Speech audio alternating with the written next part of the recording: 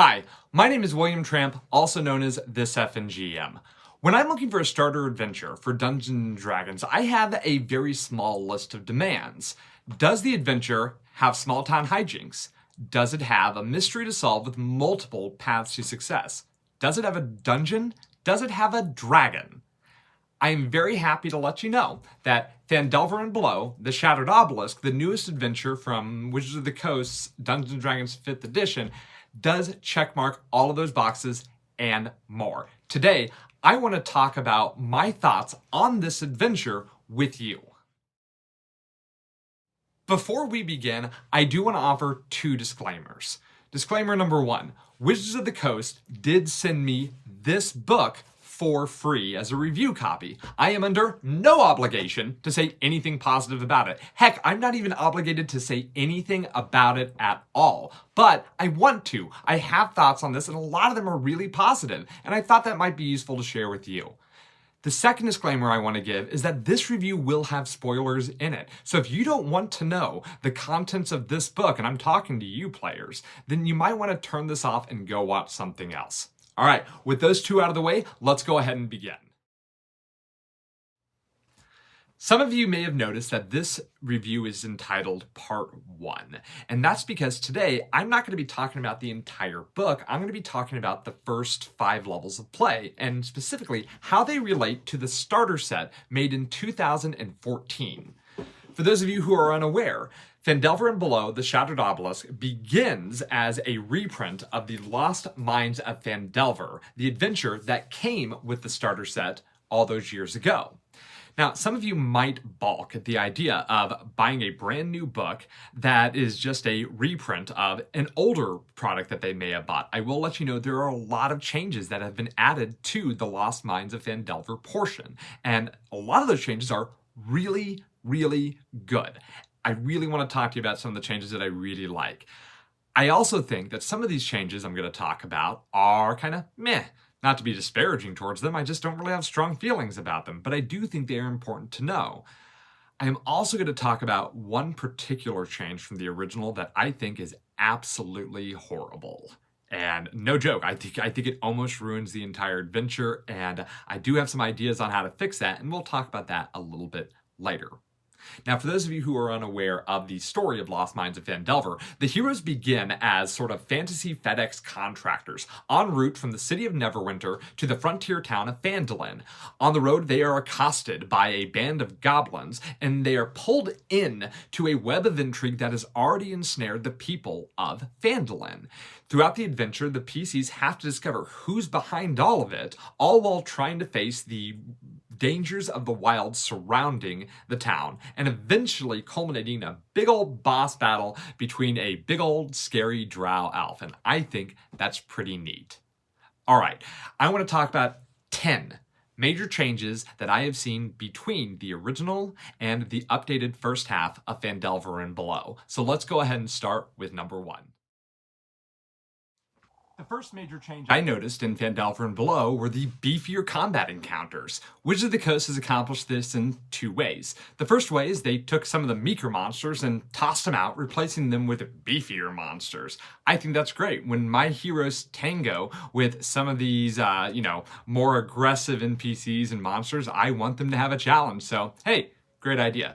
The second way that they've accomplished this is by bringing in design elements that were first really introduced in Monsters of the Multiverse. Monsters of the Multiverse represented a change in 5th edition NPC and monster design.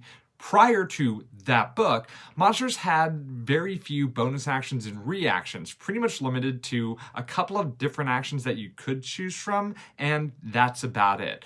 With the addition of reactions and bonus actions, we got a lot more dynamic creatures to make our players test their mettle against, and I think that's great, and I am happy that Phandelver and Below took those elements and added it to the original adventure to make it feel more interesting to roll initiative.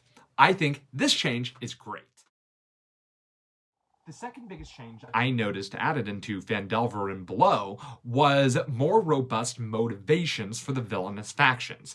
This was an issue I really had with Lost Mine of Phandelver. It felt like in the original adventure that all of the goblins and orcs and bandits who weren't even working together had all sat down at a table right before the players arrived in Phandalin, and they all raised a toast to evil.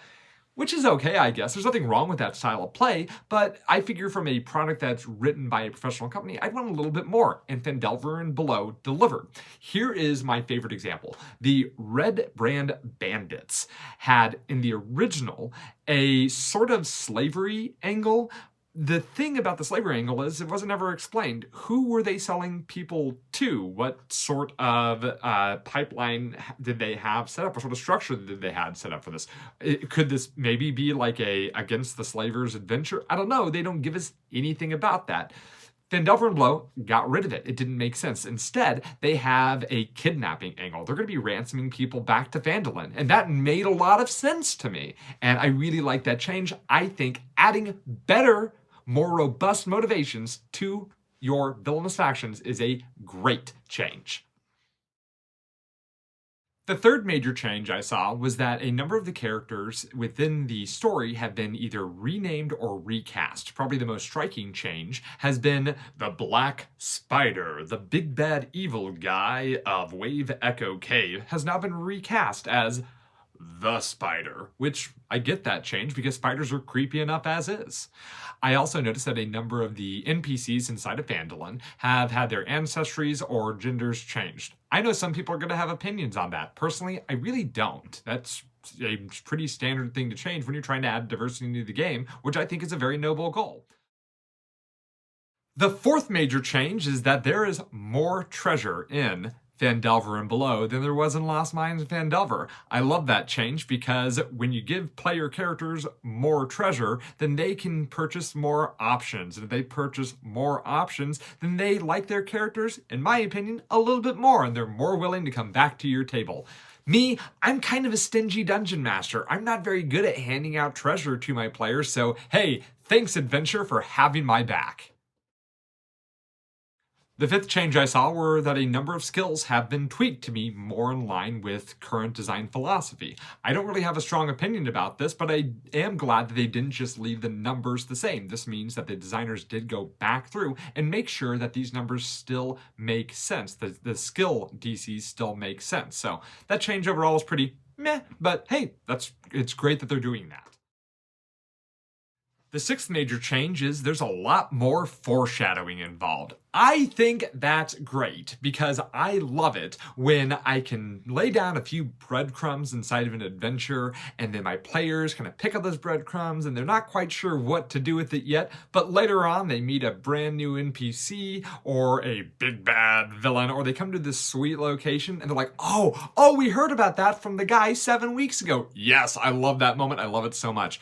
They have interjected a lot more foreshadowing, and not just for the villains that were originally in Lost Mine of Phandelver, letting us know, hey, these guys are coming. They also added in foreshadowing to some of the later on events that we're going to be discussing in part 2 of this review. Things that are a little farther away from this realm. Farther away from this realm. That joke's going to be really funny when I put out part 2. Anyway, I think adding in more foreshadowing is great. I think that's a great change. The seventh major change is one of my favorite changes, though I know that there are many people with very different opinions about this.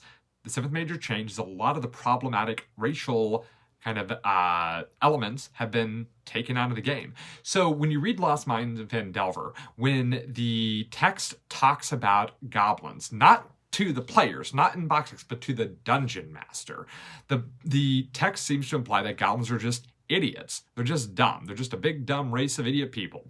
And Lost Mine of Phandelver kind of suffered a little bit from that, especially as people became more socially conscious while playing these games. In Phandelver and Below, they have scrubbed out a lot of that type of language. In fact, I don't remember seeing really anything that kind of struck me as a red flag. I like that change. Again, it's not a change that everybody loves, because there's the good old classic idea that goblins are just pure evil. They're not people. Squash them beneath your feet. But me personally, my favorite campaign setting is Eberron, where goblins are freaking people with really cool motivations and a wide variety of beliefs within their ancestry. So I think this is a great change for Phandelver and Below to make.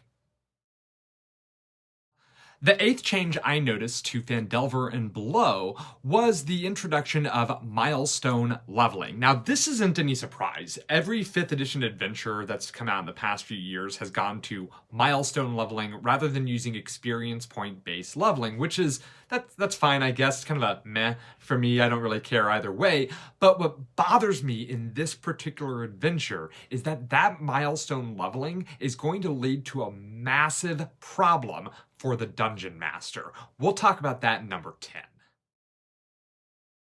Number 9 is one of my favorite changes from Lost Mine of Phandelver, and that is new art and new maps.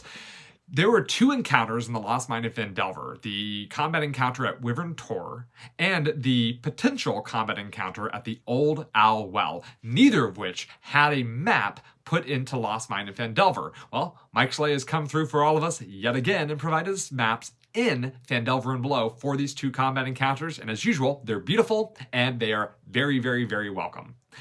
The new art is also fantastic. There are a bunch of new artists who have come on board to make sure that we get depictions of various scenes from the iconic moments of Lost Mine of Phandelver, as well as some better depictions, or I say better, what I mean is some depiction of some of the campaign villains. For instance, Clarg the Bugbear. You can't see this very well, but it's a picture by Michelle Georgie, and it's a picture of Clarg the Bugbear sitting on this kick-ass throne while surrounded by some of his more nefarious-looking minions. I love this art. I think it's great. I love all of the art I have seen in this book. So, hey, new art, artists getting work, I am always 100% on board. Great change. The 10th change I noticed between these 2 adventures is extremely problematic for Dungeon Masters. And before I say what the problem is, I just want to let anybody at Wizards of the Coast know watching this, hey, sorry, but this is an issue. So in the 3rd chapter, The Spider's Web, the heroes are set forth out into the wilderness to try to find the location of Wave Echo Cave, the final location in the adventure where they face down the spider. So in this chapter, they have to find a way to Wave Echo Cave, either by going over each individual hex, trying to, sort through all the terrain to find the entrance to this cave. That sounds like a nightmare. Or they are led to believe that there's a map out there somewhere that they can get their hands on. And sure enough, all trails eventually lead to Cragmaw Castle, where King Groll sits waiting for the players to arrive so he can take them down. And in his treasure hoard, oh no. Oh, see, here's the problem. King Groll in Phandelver and Below doesn't have a treasure hoard. In Lost Mine of Phandelver, King Groll did have a treasure hoard, and in that treasure hoard was, riches and the map to Wave Echo Cave. But in Phandelver and Below, there is no map. The players are told about a map, but there is no map. They forgot to put the map in there.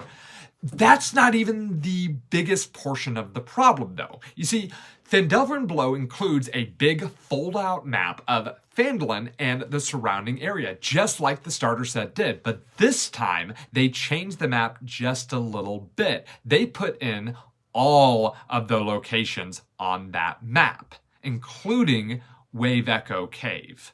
So there's a whole chapter designed to tell the players, hey, go out and find this cave. But we were also told at the very beginning to give the players this map. So if any players were paying attention to that map at all, they know exactly where Wave Echo Cave is. They have no incentive to go searching for it. And yeah, some people might say that's metagaming, but the book told us to give it to them. They have to be able to use it, otherwise it's a useless handout. And this is where the problem with milestone leveling comes in, because when you arrive to Wave Echo Cave, they are supposed to be an entire level of play past what they would have been at the start of searching for Wave Echo Cave. So you skip an entire level's worth of play. I don't know how to handle that. I mean, I can figure out how I could handle that in that fashion, but I don't want to handle that because it should have been something that was handled in the book. I'm sorry, it's just, this really bothers me. Okay, so there are a couple of easy ways to fix this problem. The first fix is to just not give the players the fold-out map. Don't do it. Don't give it to them. It's going to completely ruin the point of the third chapter.